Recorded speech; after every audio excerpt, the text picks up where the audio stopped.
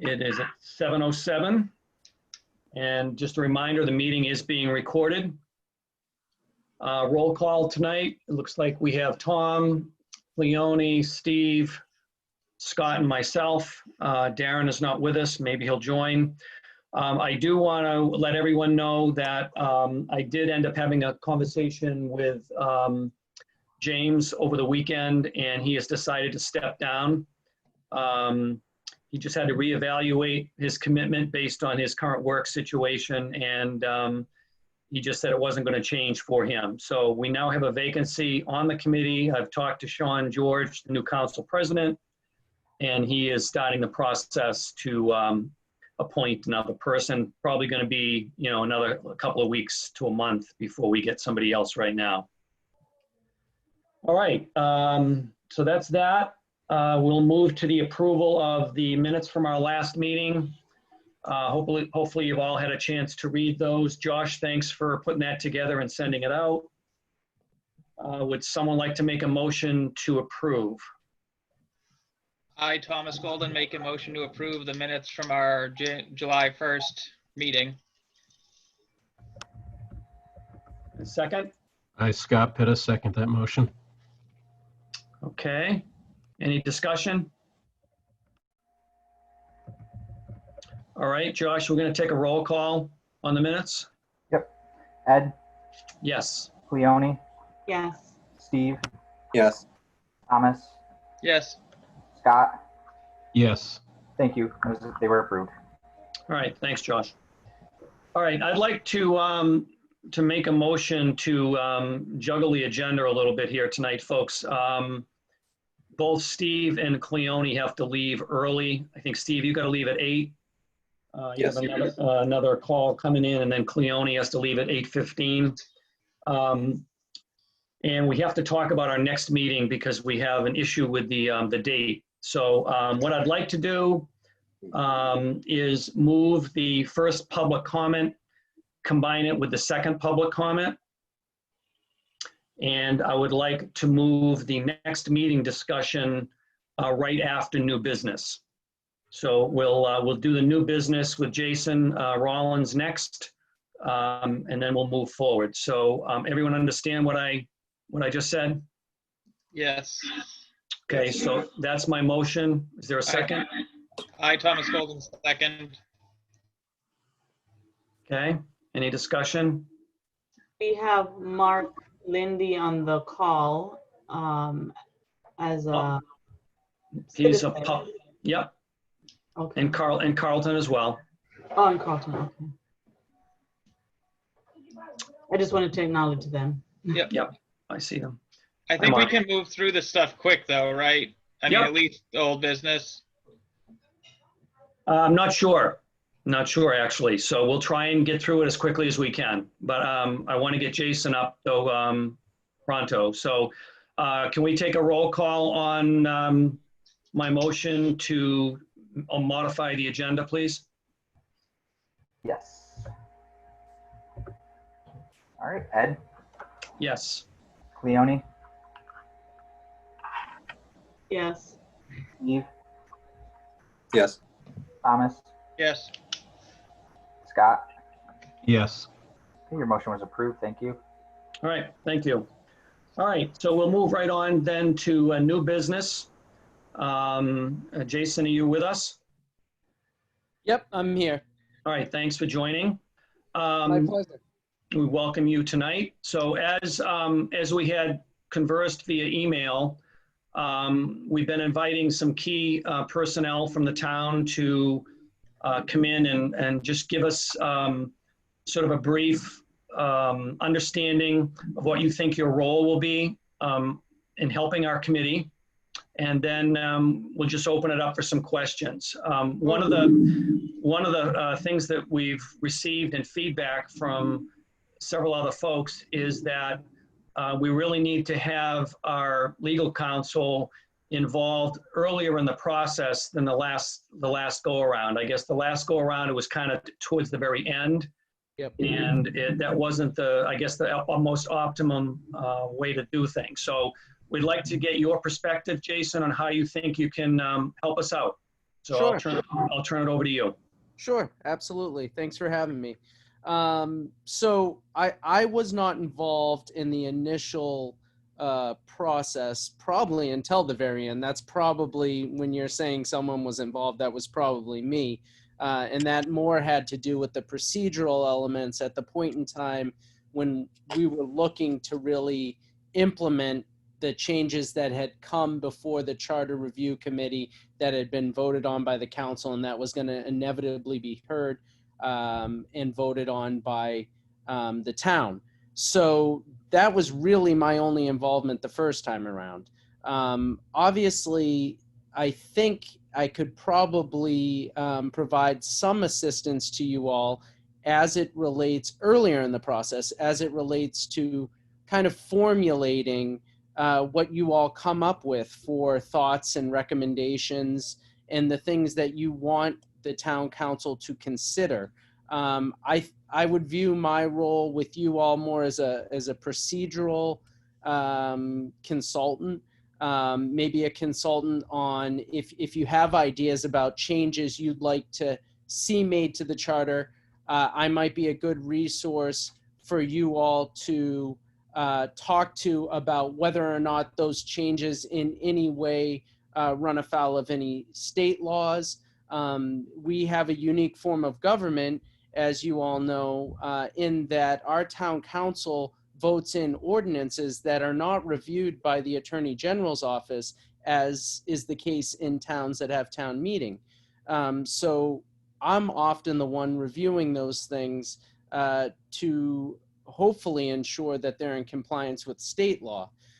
So what I don't want to do certainly is interject and have opinions on what you all are you know, I'm not a citizen of Bridgewater, and I shouldn't be involved in determining what things you find important, what things you find that you want to change or the citizens want to change. I frankly don't want to have any involvement in that, nor do I think it's appropriate for me to have any involvement in that. But I think my involvement should probably come after those discussions are had, after you guys have come to some kind of consensus on, yeah, we want to recommend something like this. What do you think? How do you think we can implement this? How do you think our recommendation going before the council should look, so that when we get to the council stage, if the council decides they're going to vote on that, we're not amending it 50 times, right? We've kind of started that legwork, so that we're not making all the changes at the council level, though that's going to happen, right? Because they're the legislative body. You guys are kind of an advisory body. So some of the modifications, some of the amendments, I'm not going to know, because I'm not going to know what they anticipate. I certainly don't direct them how to amend things or modify things in terms of what their opinion on those items are. So I view probably my role with you all more a procedural consultant, someone that can help you make sure that the things you're recommending just are in compliance with the law. And that probably comes at the point where you all have come up with your ideas, right? You all have said, these are the things we'd like to see change.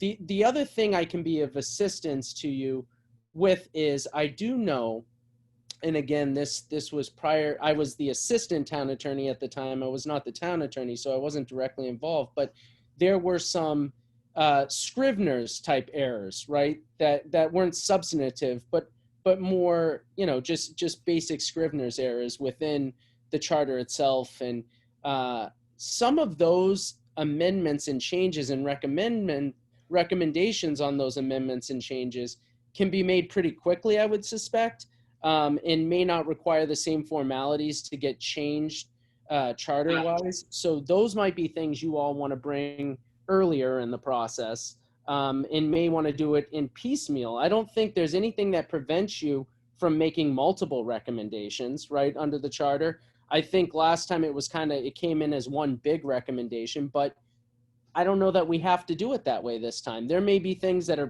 pretty easy that can clarify some things that aren't substantive, that shouldn't go to the voters, that shouldn't, be part of a special legislation.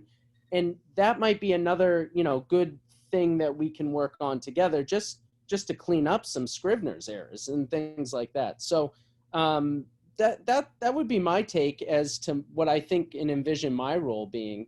And certainly I can help you in terms of if you guys come up with recommendations, maybe what you write is not what you intend. And maybe I would say, well, this is how I think that reads. And maybe that's a good, jumping off point for the dialogue as to, okay, how do we clarify it so that we think it reads this way, and those are the kind of things I think I could be useful in helping you all with. Excellent. That's great. I think that's right along the lines that we were thinking. And I think, we've got some ideas, obviously, right now about the process, because the process last time, as you said, was an all or nothing process. And I think we have a lot more flexibility to get some of these things in. So when we get to the point, I think, and it might be within a matter of, weeks or maybe even a month or so, we could sit down, Jason, and kind of review our thoughts with you. And you can say we're off base or we're on target, that kind of thing. Yeah. So what I would think it makes the most sense, and it's just because, frankly, the immense amount of things that I have to do right in a week. So what I would think is if you all can consolidate the things that you're looking into and get them to me in some kind of email in advance, it may make sense for me to be able to review something and look at it, and then either come to a meeting and discuss it, or it may be something as easy as I can redline things. I think we can play with that a little bit. But I think if you consolidate your information through your committee process, that would make things much cleaner, much easier. If it's kind of a long list of stuff that isn't going to be able to be easily consolidated and discussed, that's just going to take longer time on my end, right? That's just a turnaround time thing. So that's what I would say to that. Yeah. So one of the things that I had a dialogue, I think, with Scott about was, and we'll run this by you, it might make sense to have sort of a single point of contact on our committee to work directly with you. Yeah, so that's great. So that you're not working with multiple people. And I think given Scott's current, situation, I think he's the right person to do that. Now, we haven't discussed it as a committee yet, and we haven't voted on it, but we'll do that after. But you like that idea? Yeah, I think that generally works better for me, period. That works better for me in the context of working with any committee, to be honest with you. The Good. only time I typically work with the full committee or board or anything is if we're engaged in litigation. Usually there's a point person. Even the town council, there's going to be a point person if it's not the town manager. So that works much better for me. Yep. Great. All right, any questions from any of the team? Cleone? Jason, I was wondering if there are parts of the charter that cannot be changed based on state requirements. No, there are not parts of the charter that can't be changed, but the procedure we would undergo for specific parts of the charter, or that I'd be advising that we undergo for specific parts of the charter, may be different, right? So our form of government actually allows certain charter changes to be made by 2/3 vote of the town council. So pretty straightforward process, but there are things that in the context of the charter and in the context of town government that probably make a lot of sense for a town council when it gets to that point to be eventually sending something to voters, right? And that's more of a conversation I have with the town council about if something goes through special legislation and is approved, it then also goes through a vote, right? And we probably decide that based on what the issue is, right? But there's nothing that can't be changed. Are there things that are required to be in the charter? Well, I mean, our charter has been approved by the state already. So what is in there is obviously sufficient for the state as it relates to running our town government. Can it be improved? Absolutely. Can anything be improved? Sure. Right. Our own United States Constitution can be improved. So, yeah, I mean, I think what we have is sufficient. We're running our government, and I think it's running fine. I think we can always improve on things. Thank you. Anyone else?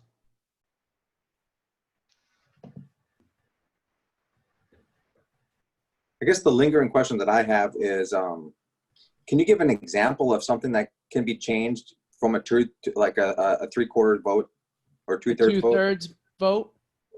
Yeah. Yeah. So something that I would say and again, this comes down to what the town council decides they want their procedure to be, right? So we can talk about this in the hypothetical, but ultimately the town council is the legislative body that makes the determination in terms of how they actually change something. But something like fixing Scrivener's errors under the special legislation part, or the home rule part of the United States, the Massachusetts Constitution, basically allows for the town council to make those kind of changes by a 2/3 vote. But there is other mechanisms, other ways that charter changes can be made, and sometimes for political reasons, for reasons that the town council just simply wants the voters to get a crack at it, or for reasons that our form of government is atypical, it is different than those that are typically stated in Mass General laws. We may still look for special legislation or special legislation and a vote. It really just depends on what it is we're trying to change, right? So simple things that we don't think are going to be challenged, that we think make sense on every level, we can do pretty quickly. Things that are political hot button issues that, may get challenged, you may want to take an overly cautious approach if you're the town council, right? And ultimately I leave that up to them. I tell them, whatever, these are the different ways you can try to change this charter, but if you want to be, as careful as humanly possible, you do it this way. If you want to be less careful, and then they decide, right? But yeah, simpler things can be changed much easier. And will be, I would suspect. Cleone? I wanted to know, from your perspective and working with town employees, have there been areas that keep popping up and we should prioritize, like you've had to constantly revisit it and provide clarification for any department heads or employees? I want to be very careful with that because I have attorney-client privilege, right? So I want to be very careful what I discuss with other people. That being said, I do know that finance is often kind of running into it may be more logistical. Michael would be a better person to talk to about that part of it, or Tony Salmonti. But I do know there's some like red tape finance-wise that they're always kind of, running into. But I can be, honestly, I get questions about stuff in the charter every single day, right? And there's no, you can imagine you guys are in town government, you kind of see what's going on. You can imagine probably some of the issues that I'm asked pretty consistently. But I just want to be careful not to kind of trample on what specific people ask me about the charter. But yeah, I think there's plenty certainly that can be worked on, but I think it's probably more appropriately discussed with the department heads specifically than it is from me, because I have attorney-client privilege and I can't disclose that. They can disclose whatever they want to you, but I cannot, and I wouldn't. Right. So I'm not asking about the client, but just sections, not people, or identifying people. But is there a section, and I know you just mentioned finance, that Yeah, finance comes up a good amount. The vacancy provisions come up. The provisions obviously regarding the term limits came up. I'm trying to think what other provisions have come up recently. Budgeting, the budget process that comes up. Those are the things that kind of have repetitively come up. I mean, I was the assistant town attorney. It was a long time ago starting now, but those have always kind of come up. All those issues have come up. And always kind of all been repetitive things that have come up. So Jason, one question I have, I mean, when the charter was originally written, Yep. you know, it was set as sort of a high level structure for our government. And then below it was the administrative code, which was supposed to expand and provide a lot more detail. Right. And so as we go forward with this, I guess one question that might come up is, well, should it go in the charter or should it go in the administrative code? And is that decision, is that something that we need, look to you for some guidance on making those kinds of decisions? Yeah. So yeah, what I would say is take a look at the admin code as part of your process, because I totally agree with you. I think the admin code is actually much more specific, obviously, than the charter. The charter is just kind of the governing body, but the admin code is the actual operation of the town. And it's fairly easy by ordinance to change, the admin code. So I would stay focused as the charter review committee more on the kind of high level stuff, because the individual nature of governing under the admin code is even limited in some ways to the town council, because of course the town council can't really direct the employment of people and how people work and what they do. So I would stay on the high level stuff. Honestly, I think that's where you can make your most kind of headway. And the admin code, I think, is probably more a day-to-day operation type thing that I think, probably better served through the town manager to the town council. But that's just my take on that. Okay. Yep. Anyone else? Scott? Got to unmute yourself. There we go. All right. Good evening, Jason. Thanks for coming. Yeah. Hi, Scott. It's been a long time since we talked. Yeah. I was the assistant town attorney. That must have been like 9 years ago. Yeah, you're like, I was the assistant town attorney, and that was a long time ago. Couldn't have been that long It ago. was a long time ago, and it was a very different time then, wasn't it? Yes. It was. Yeah. It was interesting. We've seen a lot of different things in the town government. Yeah. So, anyway, we'll move along. My question is regarding the 2/3 vote. I know the statute talks about amendments with a 2/3 vote of the town council. It actually mentions a requirement for concurrence of the mayor. Yep. With Clarkson v. Bridgewater, do you see that as being filled by the town manager? That's how I envision doing the administrative stuff, right? Because you're pointing out exactly my point. We have this kind of vague form of government that isn't properly addressed under the statutes. So I think, and that's not to any fault of our own, right? The legislature allowed it and approved it. And so they really needed to adapt to us, and we're adapting to them. But yeah, that's how I envisioned that. Honestly, I envisioned it essentially the town council's 2/3 vote with the concurrence of the town manager, but I'm not sure I would necessarily recommend that procedure or process unless it is something that is truly a Scrivener's or administrative thing, right? Because there is some vulnerability there. And so it's more a practical, let's get these things fixed kind of thing. I would probably advise that might make some sense than it is, this is a surefire, we'll be fine if we do it this way kind of thing, right? I think we'll be fine doing it that way, but I would never recommend something of substance be done that way. Right. Yep. Right. Exactly. That's right.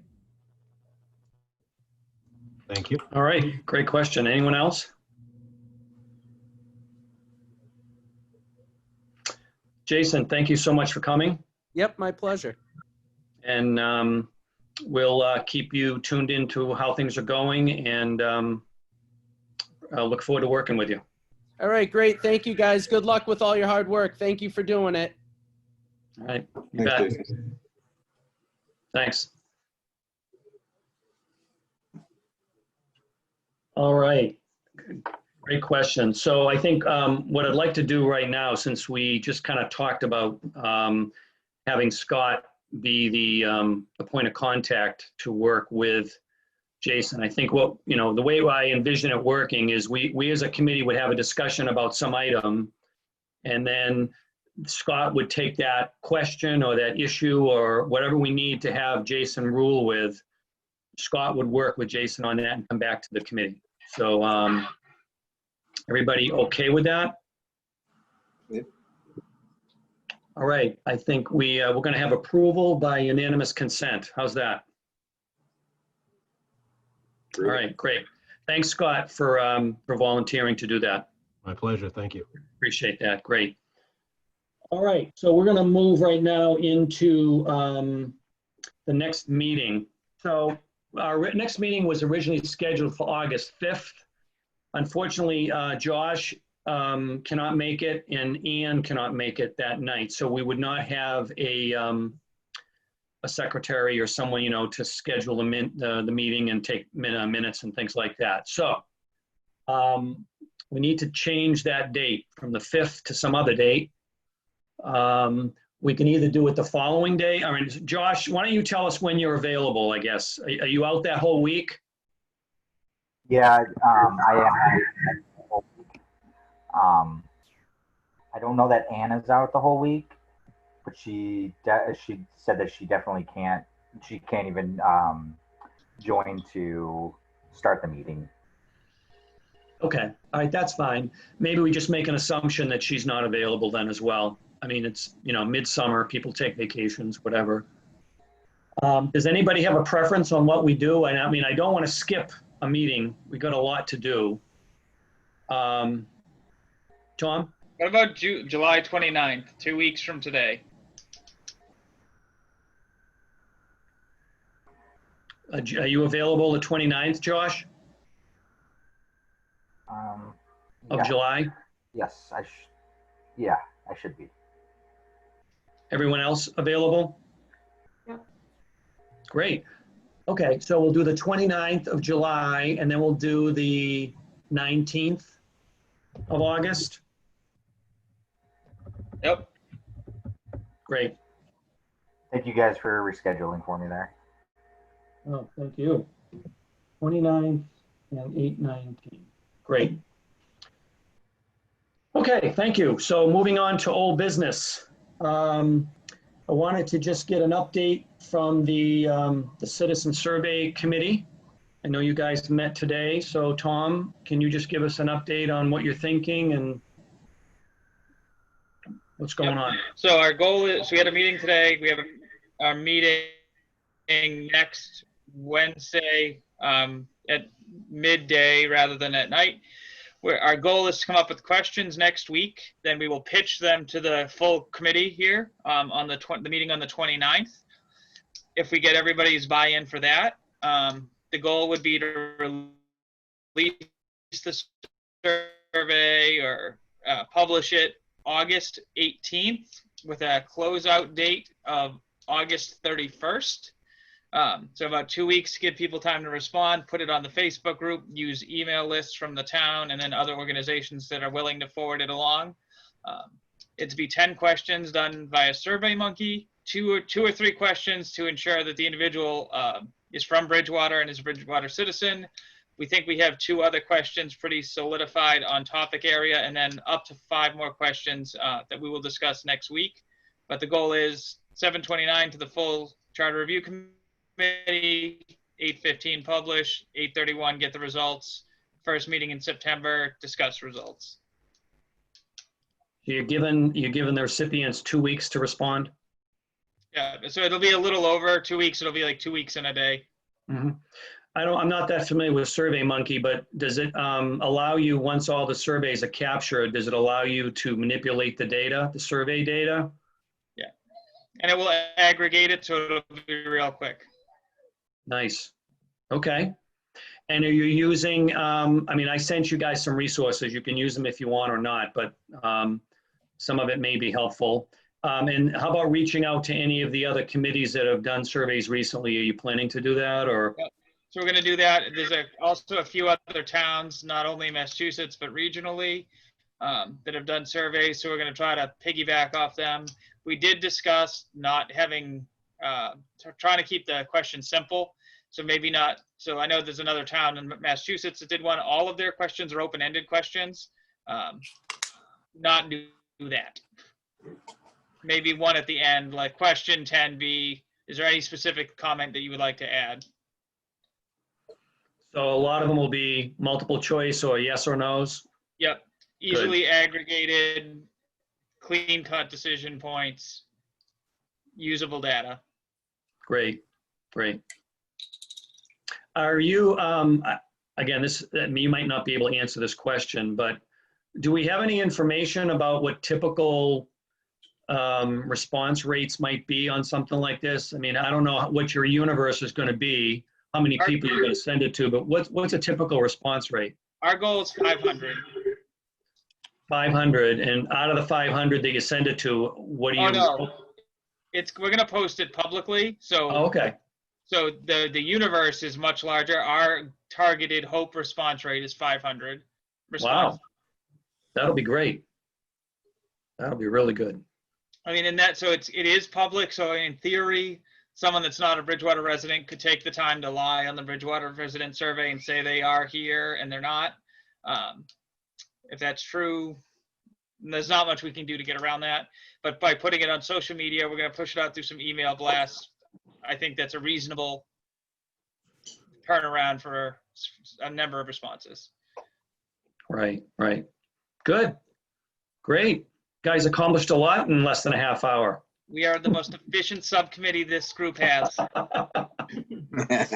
Very good. Very good. Well, Scott, any questions? No. Good. Looking forward to seeing what you guys come up with. And yeah, obviously the results are going to be important in terms of helping us decide on some of our recommendations, right? Yep. What may have been considered really, critical the last go around, maybe now, who knows, so it'll be good. Well, great. Thanks. Appreciate that. Anything else?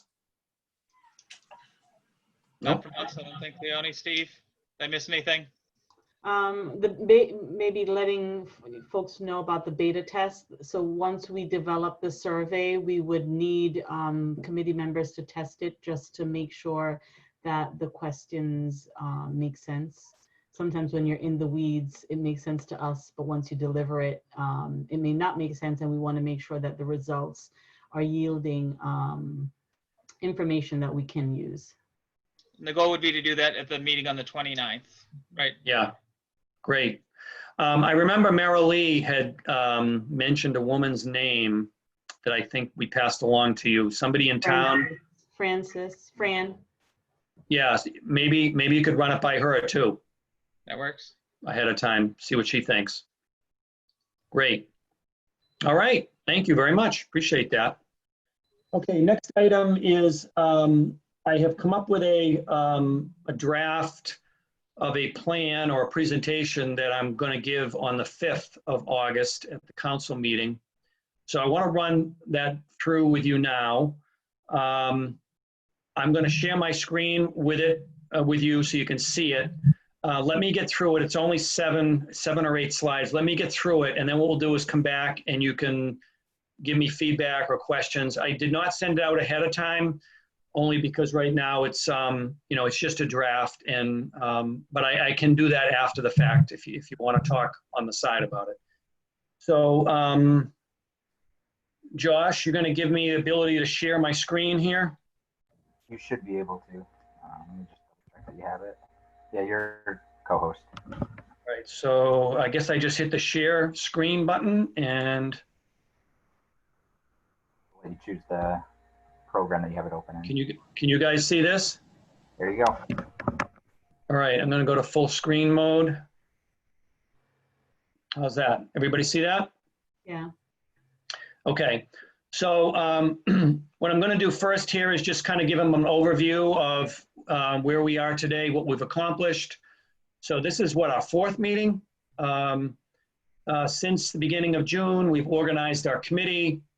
We've gone through our roles and responsibilities. We've talked about how to run the Zoom meetings. We've had a pretty in-depth discussion about the open meeting law, and we've established our committee rules. Oh, I see a spelling error there. Committee rules and policies. We've also been reviewing a lot of existing information, reports from the prior committee. We've reviewed the charter. We've invited some key people to attend our meetings. I mentioned Carlton and Michael and Jason tonight, and there'll be others that will be having join us. We're also working to position ourselves to gather additional data, and we're developing a citizen survey here. And also we're conducting interviews with key personnel in town. These are still in progress. We're working to finalize our baseline assumptions and priorities, hopefully this month. And then by the end of August, hopefully, we'll be able to have a pretty detailed schedule and timeline of what we want to do.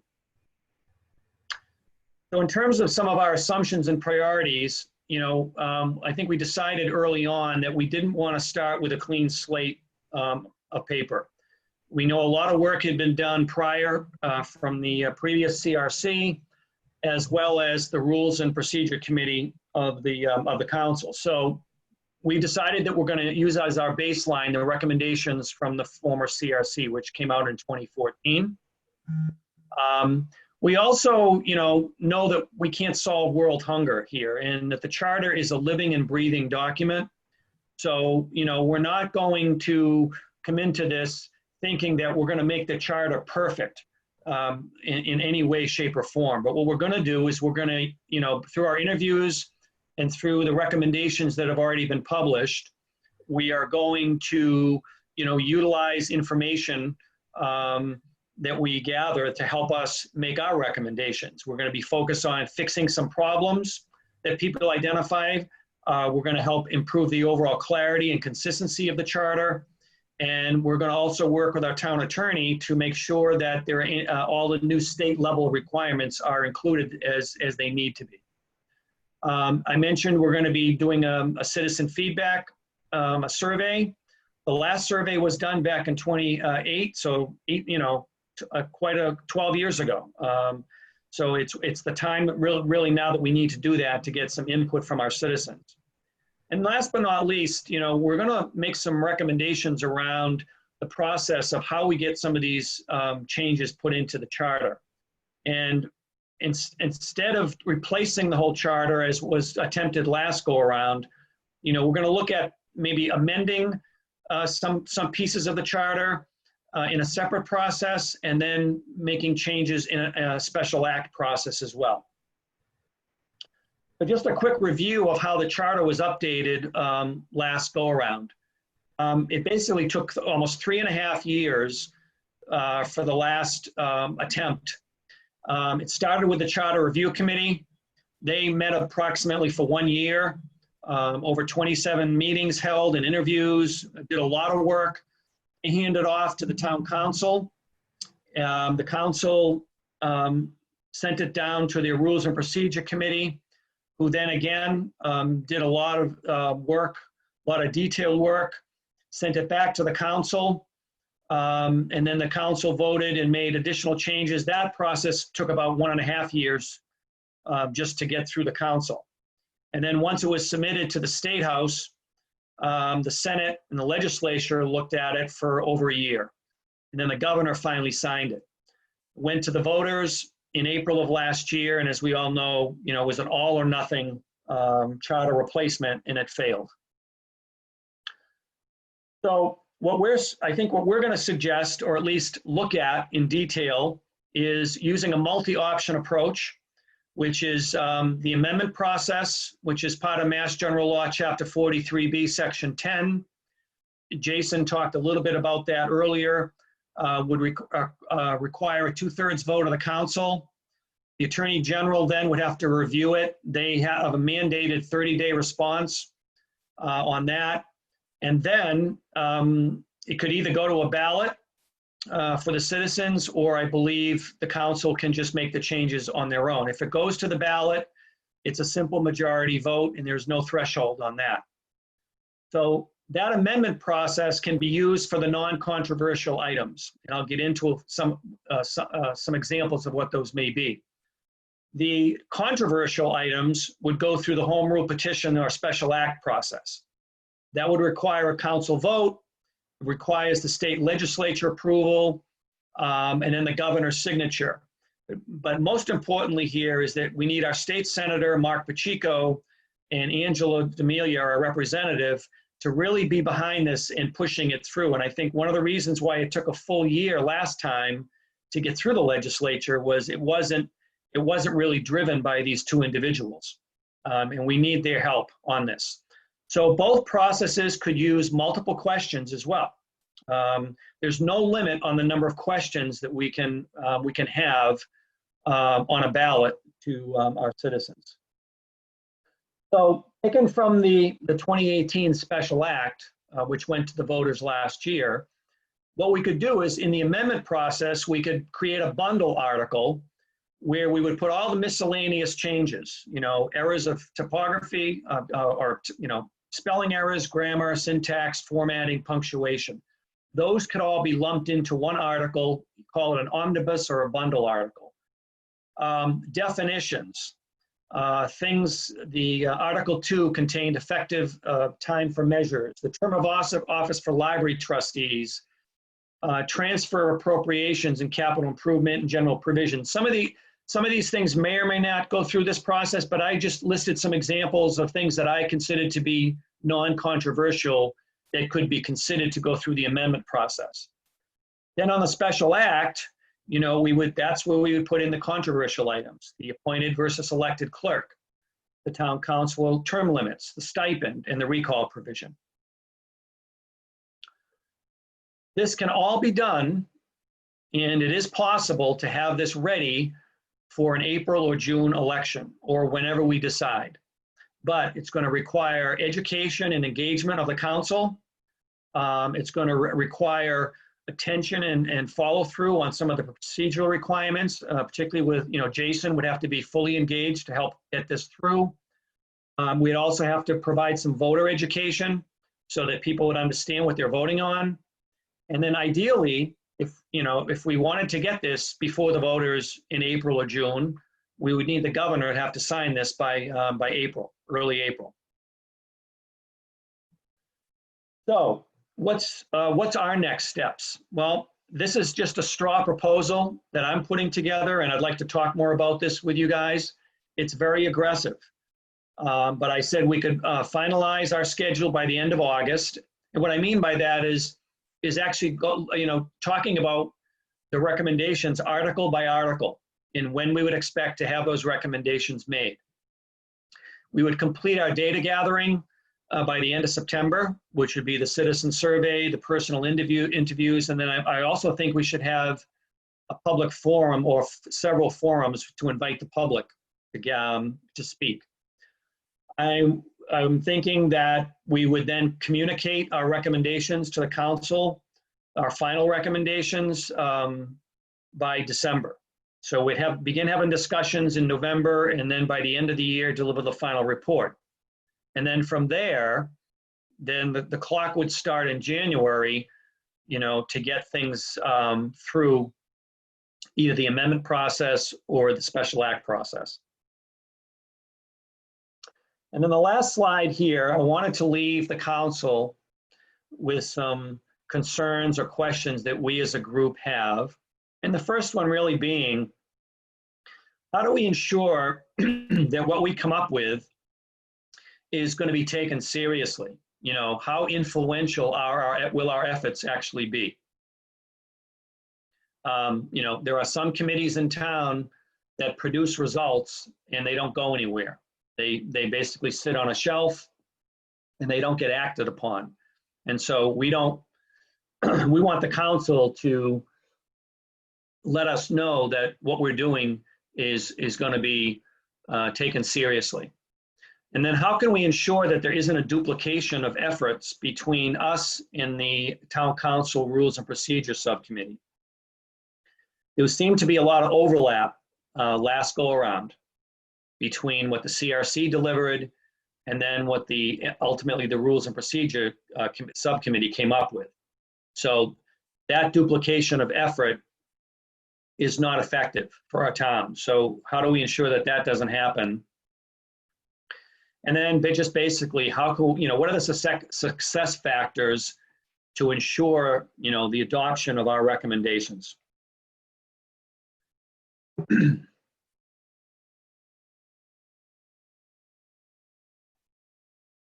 All right, how do I get back here now?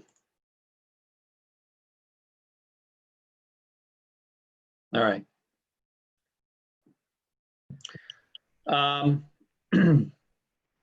So that took roughly 20 minutes.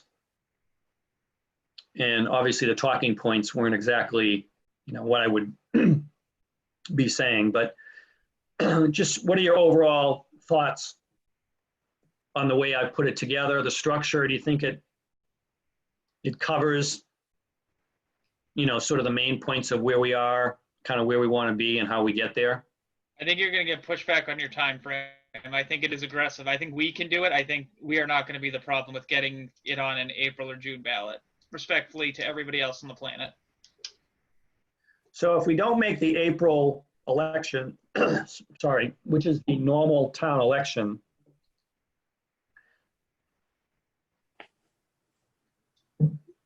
then the council has to call a special election at some point during the year. Now that can be any time. It could be September. It could even be during the national election in November. Honestly, I think that is more realistic once it gets out of our hands, is next November than April. Yes, April would be awesome. Anybody else can disagree with me, but. Well, let's talk about, first of all, the aggressiveness just for us, right? I mean, once it leaves our hands, we have kind of little control of where it goes. But I mean, trying to get everything done between now and the end of the year for us, how does that make you feel? I think it can be done. Little angst. Yeah, this is an election year, so I'm as you can see, I'm in a hotel right now. So a lot of this stuff for me is going to be, when I have time, I'm reading the surveys and trying to listen to other charter review committees, see how they respond to certain issues and things like that. So it does take time, but I fully believe that we can do this by the end of the year for sure. If we prioritize, I mean, if we go through every single page like they did last time, it's going to take some time. It's going to take a lot of effort, but. Yeah. Cleone? I would prefer the tighter timeline. My busy period for my business hits in January. So if I can just have this period of time, it'll be painful, but have it be done, that is my preference. Okay. Scott? Yeah, I think it can be done. It'll be tight, but if we just take it section by section, we'll get there. So I also feel it's doable, but at the same point, Murphy's Law, something could come up that, I mean, if you have an aggressive timeline, as aggressive as this is going to be, and something comes up, it's going to easily affect the timeline. We have a full year. That's what the council has given us a full year to do our work. So, I mean, maybe part of me says maybe we should take the full year. And if we get it done early, then kudos to us. We get it done early. But if we shorten it by 4 months, which is essentially what we're doing, and then something comes up and then we're late or whatever, then we're scrambling. So I've been thinking a lot about this, and I know it can be done. I really feel it can be done in my heart, but I just am a little cautious right now about, Well, and it could. I'm looking at it the complete opposite way. If we are planning for end of the year and something comes up, we still meet our timeline. If we Oh. plan for the full year and then something comes up, then we miss our timeline. but the question is publishing it as we're going to deliver our final report at the end of December, and then we miss it. I know technically we have more time, Yeah. but we haven't done a good job of planning, in other words. We would be the first government group to not meet a deadline. Well, I like the old crew chief mantra of, tell them it's going to take twice as long as it's actually going to take. And then when you deliver on time, you look like Yes. a genius. Yes. So, Steve, I know you have to leave in another minute or two, so feel free to drop. Do you have any closing comments for us? I think the only question that I have is, after going through your presentation, you said you wanted to give them the final review, the final memo of what we recommend. Does that mean that's all of our recommendations all at once, or are you trying to do piecemeal where everybody keeps recommending that we do onesies and twosies so that we can get the process going on certain things? Is that something that you're considering, or are we going to try to do the all or one and then just have multiple questions at once? No, I think we will be delivering it in phases. So when we deliver our schedule at the end of August, that schedule will show that we're going to have, maybe we'll, deliver the amendment stuff, or Article 1 or Article 2 will deliver in whenever. We'll piece it up. We're not, but what I'm saying is we finish our official task by delivering our final, whatever the final thing is going to look like at the end of December. I'm totally fine by that. Yeah. I think we can do it. Okay. That's my opinion. Okay. I would want to have two timelines, the internal one, which is the shorter one, and then the public one, which takes up the entire year. I like that, Leonie. I mean, we can challenge ourselves to try and, Carlton agrees. excuse me? Carlton agrees. Carlton, look at Carl. All right. Thanks, Carlton. So we'll challenge ourselves to, bye, Steve. Take care. We'll challenge ourselves to meet the December timeframe, and then publicly we'll say, our schedule will go out to April. Mark agrees too. Good. Can I add, not to sidetrack, but can I ask and this might be a Scott question. Now that we're down to just the four of us, can we continue this meeting? Yeah, we have a quorum. Okay. 4 is our quorum. Okay. So were there any other general comments on the presentation that how about the slide at the end? I mean, that was something that Cleone helped me. Thank you so much for the way you reworded things, Cleone, because I'm more cut and dry. You were much softer than I would have been. But did it get the point across, the points across about our concerns, do you think? yeah. Yes. Great. Any other things you think we should add, or that are missing, or do you think the message that I'm conveying is the right level? I think for your first presentation, it's spot on. Okay. Now, one question that's going to come back to us, I think, is we chose as our baseline, the CRC recommendations. The council, or at least one of the counselors may come back and say, well, why didn't you choose the Rules and Procedures Committee as your baseline? Why didn't we?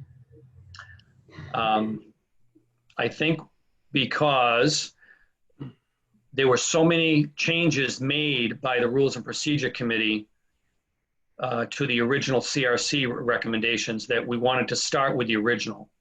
And then, go through, I mean, we're going to go through what the Rules and Procedure Committee did, but we may not agree with everything that they're saying. So our baseline has to be, something that was a firm baseline from the CRC. And then anything beyond that, I think, is going to be input for our decision-making process. So I think I can, if that question comes up, I can say, oh, we're definitely going to utilize that information. We're going to read through it and consider it. But we had to pick a point in time, and that was the point that we picked. And I think the argument is there to say, look, yes, we could have looked at what the old Rules and Procedures Committee did years ago, but the town council changes every year, or has the potential to change every single year. The committees have potential to change every single year. And there's no guarantee that by the time we are done, that the Rules and Procedures Committee that receives our recommendation is going to be the same one that agreed with all of the things that came out of their committee years ago. Yeah. Good point. Okay. So what I will do is I'll go back and maybe tweak it a little bit, and I'll send you guys a copy that you can have, and then we'll discuss it for a final time on the 29th. The other thing is on the 29th, I'd like to put together a draft that I can send to you guys of the schedule. A straw proposal on what the schedule will look like, and we can fine tune that as well. All right. Mm-hmm. Is there any other old business or any other new business that we want to consider for next meeting?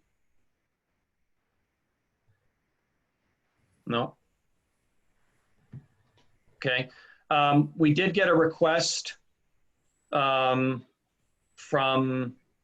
Bill Wood, who is the chair of the Rules and Procedure Committee. He would like to attend one of our meetings and present. He wanted an hour, but we can't afford to give him an hour. So do we want to just wait on that until we identify the other key personnel and then kind of figure out a schedule for how we want to do that? Or how are we going to incorporate the questions? We had decided the last time to give a questionnaire, and then invite those who we had further questions, so that we weren't boggled down with these interviews, especially with the timeline. How does your question play in with that decision that was made the last meeting? Well, I guess it's, obviously related. So I think we either at this point decide we're going to wait and do the questionnaire, and then based on the responses from the questionnaire, then determine who to invite. Or we talk about whether there are some people right now that we just want to invite or not. Or are we done inviting people to our meeting now? And then we're going to wait and see what, how the questionnaire pans out. I'm just letting you know that Bill had made a request to attend. Yeah, I think to Cleone's point, we did have a motion last week, and it was approved to send out the questionnaire. Yeah. And then from the results of that, then decide. And I'm sure, if Mr. Wood is still the chair of the Rules and Procedures Committee going forward, then yeah, that's most likely that's going to be somebody that we're going to want to coordinate with, and hear what happened in the past, and what their thoughts are going forward. Okay, sounds good. Thank you. Just clarify that. Thank you. All right. Any other items for new business for next week or for next meeting? All right. If not, we will move to public comment. Are there any citizens here that would like to chime in? Mark? Here. Thanks for joining. Carlton or me? Mark. Okay. I think that was an excellent presentation, well laid out. The dates are good. And I think makes a lot of sense in terms of how you're going about it. I'm new to all of this, new to the town, and everything I heard about what happened before was kind of difficult. It would be my hope that the town council will listen to this group, because I think you got the perfect players in place to do the job. Okay. And, once the full committee is complete again, which I hope to join, I just have utmost confidence in you folks. And I think separating it out between the stuff that's non-controversial than the stuff that is controversial, getting the legislators properly on board. And I'm always like, go for it. Be as ambitious as you possibly can. And then if it doesn't work, you go back, because like pushing it all the way out. I know if I have less time to do anything, it gets done better and more effectively. So just my 2 cents. Thank you. It was education tonight. Thanks, Mark. Appreciate your feedback. Hi, Ed, this is Carlton. Can I speak up for a second? Absolutely. I think your schedule is incredibly aggressive. Good luck with it. But as any good manager knows, you set a date and you deliver early, not on time. So having that in mind, I think having the public schedule, which you will beat no matter what, with all is good. I did notice, and I wanted to comment, a lot of the changes that the Council Rules Committee made was simplifying language and also tying it into Mass General Law, so that any Mass General Law change automatically would flow down to this. So I think that's important, and you've actually called that out in one of your early slides, and I think you may want to really emphasize that you will be incorporating current Mass General Law. I think you need to emphasize to that, and that may, quite frankly, soften Mr. Wood's input in terms of stuff. And I think you ought to interview him one-on-one. I just sent you a note on that. I think it's great to talk to the department heads, the key department directors, et cetera, particularly the finance department, because that's the one place that we had major changes that got really revised even more after we made our recommendations. So I think it's important in that area. So I had another one that went through my head as you were talking, as always I do, and then I can't remember it. But the critical thing is the schedule is very tight. Oh, I know what, the survey. I've had experience with 2 surveys in the last year in Bridgewater, with the Community Preservation Committee 5-year plan, and also with the update of our overall master plan. Both of those had to be extended because of the failure of people to respond. For the CPC one, we actually extended, both of them, we extended the time frame. I think on the one that was for the update to the master plan, we extended it 2 or 3 times, and we finally, with heavy pushing, got 279 people to respond. And that really started taking place almost a year ago. So just be optimistic, but be realistic that people are not going to jump in on this. So what was the elapsed time for the survey? The survey that we did for the comprehensive master plan started a year ago around this time. And we have pushed it 2 or 3 times over the last year. And we've done our final push last month. And, Yeah, but how many questions? I mean, was it a very complicated survey? Absolutely not. No, okay. It's straightforward. I'm hoping that you actually took it because we pushed it on all the social media. We had very simple questions, straightforward questions. But anyway, push hard, but don't be surprised if you get plan for a low turnout. That's what I'm saying. Okay. All right. This may excite people so much that they jump all over it, and I'll be totally wrong, but. Maybe. Well, Carlton, as usual, we appreciate your wisdom. You obviously have much to offer us, so we appreciate that. No problem. Good job. All right. Great. Okay, I think we are ready to adjourn unless we have any other comments, questions. Good timing, Cleone. All right, motion to adjourn, I, Scott Pitta, make a motion to adjourn. second? I, Thomas Second. Golden, second. All right, cool. Good. All right, all in favor? Josh, roll call? Ed, Yes. Leone, Yes. Thomas, Yes. Scott, Yes. motion passed. Thank you. All right, thank you all. Enjoy the next couple of weeks and we'll see you on the 29th. Sounds Good good. night. All right, take care, guys. Bye-bye.